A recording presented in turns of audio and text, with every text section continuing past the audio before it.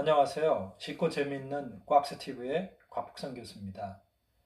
오늘은 중국 역사 속의 라이벌 첫 번째 시간으로 손빈과 방연에 대해서 말씀드리겠습니다. 아마 손빈과 방연 그러면 여러분 잘 익숙하지 않은 인물들일 겁니다. 이 사람들은 2300년 전 중국의 전국시대 때 사람들입니다. 이 두 사람은 사실 귀국자라는 스승 밑에서 병법을 같이 배운 굉장히 친한 친구입니다. 근데 이상하죠? 제가 라이벌이라고 그러니까 제 얘기를 들어보시면 왜 이 사람들이 라이벌인지 이해하시게 될 겁니다. 사실 두 사람은 굉장히 친했어요. 그래서 공부도 열심히 했고 둘 다 실력도 비슷비슷했죠. 방연이 먼저 스승 밑을 떠나서 세상으로 나갔습니다. 그래서 이제 제 나라에서 위나라로 갔습니다. 그래서 위나라에서 벼슬을 하게 됐는데 워낙 실력이 뛰어나니까 빠른 시일 내에 대장군 자리에 올라갔습니다. 사실 손비는 조금 더 공부를 했어요.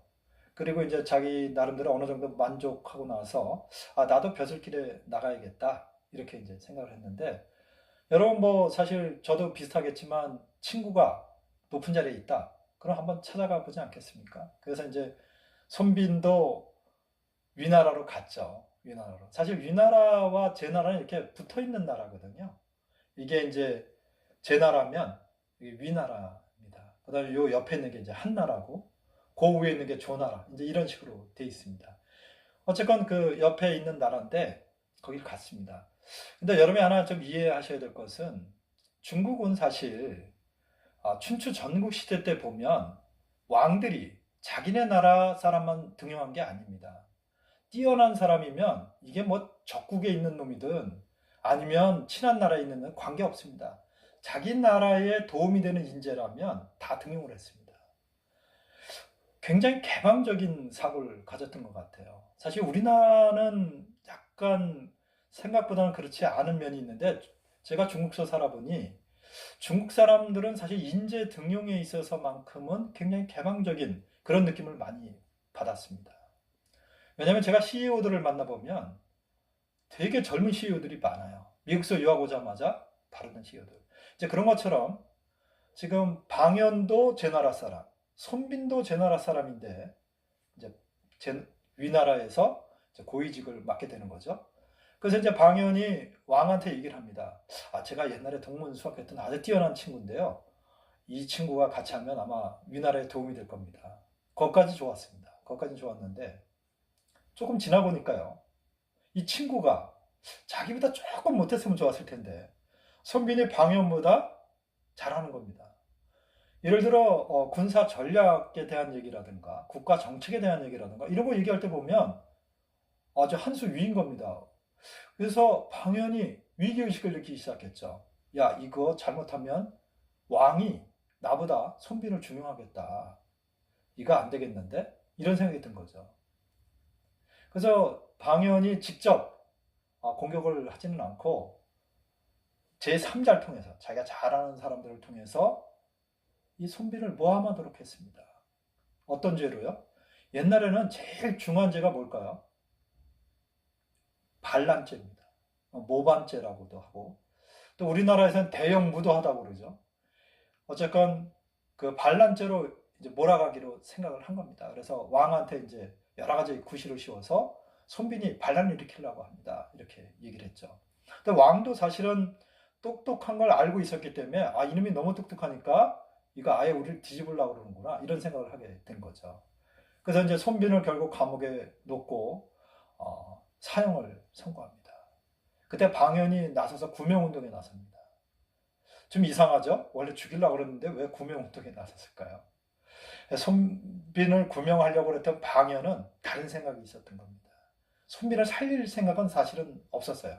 하지만 왕한테 뭐라고 그러냐면 죽이면 안 됩니다. 죽이면 저희가 우수한 인재를 데려다가 처형을 하게 되면 다른 나라에서 좋은 인재들이 오지 않을 겁니다. 그러니 손빈을 살려주십시오.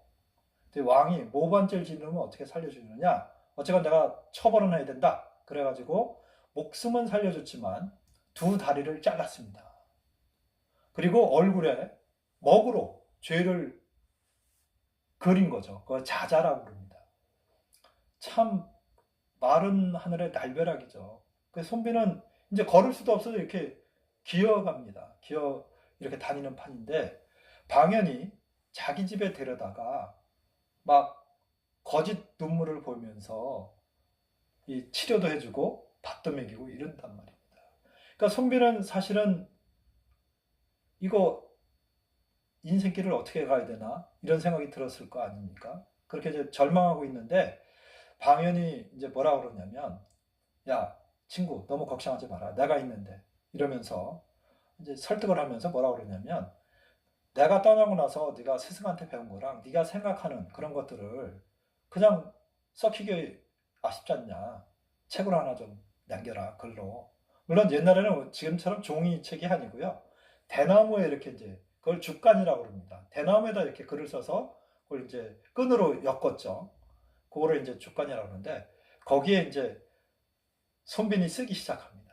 자기가 배웠던 거를 쭉 기억을 되살려서 쓰는데 이 방연이 와서 매일매일 쓴 거를 이렇게 볼 때마다 깜짝 놀라는 겁니다. 우와, 얘 진짜 똑똑한 애구나. 이거 놔뒀다는 안 되겠다. 이거 다 쓰면 반드시 죽여야겠다. 그쵸? 그러니까 방연의 생각은 상당히 악랄하죠. 자기 친구를 불구를 맞는 것도 부족해가지고 다 쓰고 나면 죽이겠다. 이런 생각을 갖고 있는 겁니다. 근데 손비는 그것도 모르고 열심히 쓰는 겁니다. 친구가 고맙잖아요. 자기 목숨을 살려줬으니까. 그런데 손빈을 옆에서 지켜보던 지금 이름이 안 알려져 있습니다만은 위나라사 중에 한 사람이 손빈한테 귀뜸을 합니다. 아, 당신 그렇게 똑똑한 사람이 그렇게 바보짓을 하느냐? 그게 무슨 말씀이냐? 그랬더니 네 다리를 이렇게 자르게 만든 놈이 바로 방연인데 방연을 위해서 네가 글을 쓰고 앉아 있느냐? 그때서야 손빈이 이런 생각해보니 그런 거였습니다. 좀 이상했었거든요. 그런데 어떡합니까? 두 다리가 없어서 도망갈 수도 없잖아요. 안 쓸 수도 없고. 그래서 이 사람이 생각한 건 뭘까요? 미친 척을 한 겁니다. 미친 척. 그래서 방연이 왔을 때 침을 질질 흘리거나 뭐 이상한 헛소리를 하거나 막 이랬죠. 근데 방연이는 또 어떤 사람입니까? 이 사람도 되게 총명한 사람이어서 이 자식이 뭔가 눈치를 채고 이러나? 그래서 계속 지켜본 겁니다. 하인들한테도 지켜보라고 그러고 자기도 지켜보고 그러는데 계속 미친 척을 하는 거예요. 그래도 안 통하니까 손빈이 어떻게 했을까요? 심지어는 자기 대변을 방에서 대변을 보고 사람들이 있는 데서요. 그 대변을 이렇게 찍어서 이거 생각만 해도 그런데요. 찍어서 먹는 겁니다. 그러니까 방편이 어떻게 했어요? 이야 저 완전히 진짜 맛이 갔구만 이렇게 이제 생각한 거예요. 그래서 이제 경계가 흩어졌죠. 그래서 야 그동안 쓴 책이나 줘라. 그리고 이렇게 이제 자기가 다 걷어서 이제 갖고 갔고요. 그래서 손빈은 일단 계속 미친 척을 하고 있었는데 마침 그때 제 나라에서 사신이 왔습니다. 사신이 와가지고 그 소문을 듣게 됐어요. 그래서 이 사신이 어떻게든지 손빈을 이제 구해야겠다. 그래가지고 방연이 소홀 한 틈을 타서 자기 마차에 태웁니다. 손빈을 태워서 제 나라로 가죠. 사신의 마차는 뭐 함부로 이렇게 수색을 못하니까요. 그래서 제 나라에 데리고 왔더니 그때가 이제 기원전 353년입니다. 와서 제왕을 이제 만나게 했는데 왕이 보니 너무도 똑똑한 사람이에요. 야, 너 제 나라에 있었지 왜 거길 갔냐. 어쨌건 자제가 잘 왔다. 그래가지고 이제 높이 벼슬을 주면서 이제 등용을 했죠. 그런데 그 해에 어떤 일이 벌어지냐면 조나라가요. 조나라가 아까 말씀드린 대로 위나라 우에 있는 나라가 조나라라고 했죠. 지리적으로 볼 때. 그 조나라 옆에 위나라 말고 또 다른 위나라가 있었습니다. 이거는 이제 지킬 위치를 쓰는 위나라인데 조그만 위나라인데 이 위나라와 이 위나라는 동맹 관계였어요. 그래서 여기를 공격하니까 어떻게 하겠어요? 살려달라. 그러니까 조나라를 이 위나라가 공격한 겁니다. 이 조나라를 위나라가 공격했죠. 그래서 위나라 이쪽 포위를 풀기 위해서 이제 한단을 공격합니다. 그 위나라가 이 조나라를 공격하는데 조나라의 수도가 한단입니다. 한단인데 이 한단도 함락당했어요. 그래서 조나라 전체가 이제 망할 판인데 조나라가 제 나라한테 살려달라, 우리 좀 구출해달라 이렇게 이제 구원 요청을 한 거죠. 그래서 손빈이 그 얘기를 듣고 왕이 이제 얘기를 한 겁니다. 손빈을 불러서 야 이거 어떻게 할까? 그랬더니 손빈이 아 이거 구출하셔야 됩니다. 그래? 그러면 병력을 이끌고 이제 의견이 나눠졌습니다. 무장들은 뭐라 그러냐면 한단을 우리가 직접 공격하자. 공격해서 위나라 군대를 쳐부수자 거기서. 그래서 이 조나라를 구해주자 이런 거고요. 손빈은 거기 반대했습니다. 안 된다. 그렇게 가면 우리 피해가 너무 크고 또 설사 구출해 주더라도 한나라 이 조나라는 그 병력이 그대로 있고 우리는 우리 병력만 손실돼서 우리 국익에 도움이 안 된다. 구출은 해주는데 그렇게 하면 안 된다. 그럼 어떻게 할 거냐? 위나라의 수도인 대량을 공격하라. 대량이 어디냐면요. 지금 그 하남성의 개봉입니다. 개봉은 이 정주란 도시에서 동쪽으로 이 40km를 가면 있습니다. 언제 한번 기회가 되면 가보시죠. 그 개봉에 상당히 예전 송나라 때 유적들이 좀 남아 있습니다. 어쨌건 그 개봉을 직접 공격한 겁니다. 그러니까 어떻게 되겠어요? 조나라에 가 있던 방연이 자기네 나라 수도가 지금 점령당할 판이니까 조나라가 중요한 게 아니라 이거 구출하러 와야겠죠. 그래서 구출하러 굉장히 빠른 속도로 회군을 해서 돌아오는 겁니다. 그래서 지금으로 치면 산동성 하택시가 있는데요. 거기에 있는 계릉이라는 계곡에서 릉은 원래 언덕인데요. 이렇게 언덕이 있으면 계곡이 있게 되어 있습니다. 그 계곡에서 매복하고 있다가 이 위나라 군대를 격파합니다. 아주 거기서 참패당하죠, 방연이. 그리고 겨우 이제 목숨만 살려서 대량으로 갑니다. 그리고 제나라 군대는 조나라를 구하는 게 이제 목적을 이뤘으니까 자기네가 돌아갔죠. 여기서 끝난 게 아닙니다. 12년 후에 기원전 341년에 위나라가 이번에는 자기네 서쪽에 있던 한나라를 공격합니다. 그래서 한나라의 신정 수도가 거의 이제 함락당할 판이에요. 그래서 한나라에서도 제나라한테 제발 좀 우리 좀 구출해달라 이렇게 이제 요청을 합니다. 그러니까 제나라에서 이제 생각을 한 겁니다. 자, 지금 위나라라 한나라에 정예 부대가 지금 맞붙고 있는데 우리가 만약에 거기 가서 직접 도와주면 어떻게 될까요? 실제로 위나라와 한나라보다 이 제나라가 더 많이 피해를 입을 가능성도 있습니다. 그래서 이번에도 위위 구조책을 쓰는 겁니다. 그렇죠? 우회 전술을 써서 똑같은 전술로 대량을 공격합니다. 제나라에서 위나라의 수도 대량을 공격하니까 한나라에 가 있던 방연이 이제 돌아와야겠죠. 그 방연이 그때는 총사령관이 아니고 이제 태자랑 같이 갔는데 태자가 당연히 이제 총사령관이 됐고 실질적으로 이제 방연이 사령관이지만 이 부사령관이 돼서 이제 대장군으로서 이제 전쟁을 하고 있었는데 대량이 공격당한다는 긴급 이 소식이 들어오니까 이제 회군을 한 거죠. 근데 그 당시에는 이 제나라가 아마 군인들이 싸움할 때 잘 도망가고 그랬었던 모양입니다. 그래서 이 제나라가 이제 비겁하다, 뭐 군인들이 용기가 없다 이런 이제 속설이 많이 퍼져 있었는데 손빈이 가서 이제 강군을 좀 만들어 놨죠. 그러나 어쨌건 사람들의 관념은 바꾸기가 어렵겠죠. 그래서 이제 그걸 역으로 이용합니다. 손빈이. 자, 지금 방연이 돌아올 텐데 돌아오면 분명 우리를 추격해 올 것이다. 근데 여러분 옛날에는요 전쟁터에 나가면 군인들이 지금처럼 뭐 식당차가 쫓아가거나 뭐 무슨 부대가 쫓아가는 게 아니라 각자 밥을 해 먹었습니다. 춘추전국 시대 때. 그래서 이제 솥을 많이 걸었죠. 이렇게 솥을 많이 걸어놓고 밥을 하는데 이 손빈이 명령을 내립니다. 자, 우리가 대량으로부터 철군하는데 첫째 날에는 10만 개만 이 부두막을 만들어라. 그리고 둘째 날에는 5만 개를 설치해라. 셋째 날에는 2만 개만 설치해라. 무슨 의미죠? 처음에는 군사가 10만 명 이상 있었고 그 다음에 한 5만 명 정도 되는 거고 그 다음에 2만 명 정도 되고 이런 거죠. 쉽게 말하면 다 도망갔다는 거죠. 위나라 정병이 쫓아오니까 목숨 살려라 그러고 다 도망갔다는 겁니다. 비겁한 놈들이니까.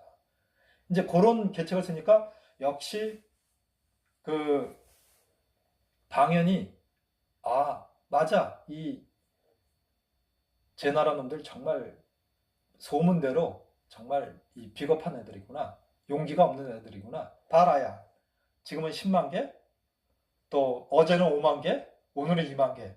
야, 이거 다 우리 병력 다 지원할 것도 없어. 정예부대만 나와. 그래가지고 일부 소수 정예만 데리고 공격해 들어가는 겁니다. 그러니까 굉장히 빠른 속도로 갈 수 있겠죠. 이 대군을 끌고 안 가니까요.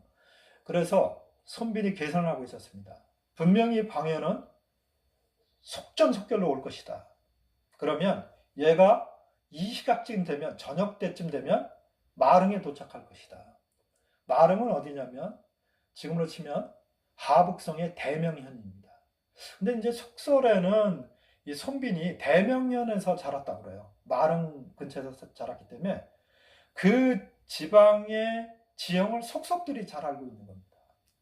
그러니까 손바닥에 놓고 보는 거죠. 아, 요놈이 여기로 오겠구나. 그래서 뭐라고 명령을 하냐면요. 자, 밤중에 이 위나라 군대가 도착할 텐데 여기 있는 나무들을 베껴라. 그래서 몇 개의 나무를 베낍니다. 그러니까 하얗게 이제 보이게 만든 거죠. 그리고 걷다 글을 써놓습니다. 방연이 여기서 죽는다. 그리고 나서 양쪽에 활을 잘 쏘는 궁수들을 5,000명을 배치를 하고 뭐라고 그러냐면, 방연이 여기서 횃불을 들고 횃불이 켜지는 순간에 너희는 아무 생각하지 말고 횃불을 향해서 모든 화살을 다 쏘아놓거라. 이렇게 이제 명령을 내립니다. 그래서 이제 저녁 해가 지고 껌껌해졌는데 정말 예측대로 위나라 군대가 무지무지 빠른 속도로 진군에 들어오고 있는 겁니다. 막 말을 걸면서 오고 있었죠. 가면서 보는데 이상하게 나무가 희끗희끗한 겁니다. 그래서 말을 세우고는 방연이, 야, 여기 뭐라고 써 있는지 횃불을 켜봐라. 그래서 횃불을 들고 읽는 순간 어떻게 됐을까요? 손빈의 명령대로 제나라 군사 10,000명이, 그것도 활을 잘 쏘는 애들이 횃불을 향해서 쏜 겁니다. 그러니까 쉽게 말하면 위나라 군사들은 다 고슴도치가 돼서 죽은 거고요. 이 방연도 화살을 상당히 많이 맞았습니다. 이제 더 이상 살 가망성이 없고 자기가 졌다는 걸 알기 때문에 내가 잡혀서 죽느니 내가 죽겠다 그러면서 자살을 합니다. 자결을 하는데 이때 뭐라고 얘기하냐면 이 손빈을 욕을 하면서 죽습니다. 내가 이 백지 같은 놈한테 당해서 이렇게 치욕스럽게 죽는구나. 그리고 이렇게 죽습니다. 사실 누가 백치입니까? 이 방연은 자기 그 친한 친구를 데려다가 2다리 자르고 죽이려고 그랬던 사람 아닙니까? 자기 잘못을 뉘우치지는 않고 오히려 죽을 때까지도 손빈을 원망하면서 죽은 겁니다. 여러분, 우리 현실 속에도 그런 사람들 대단히 많습니다. 그렇죠? 우리 방연과 이 손빈의 이야기를 보면 사실 우리 인간성도 알 수 있고 또 라이벌 관계라는 게 어떤 건지 이런 것도 알 수 있는 그런 얘기였습니다. 다음 시간에는 거의 비슷한 시기에 귀국자의 그 제자들이었죠. 그 장의와 소진에 대한 얘기를 할 겁니다. 합종 연행설에 얽힌 이 두 라이벌의 얘기를 다음 시간에 들려드리도록 하겠습니다. 감사합니다.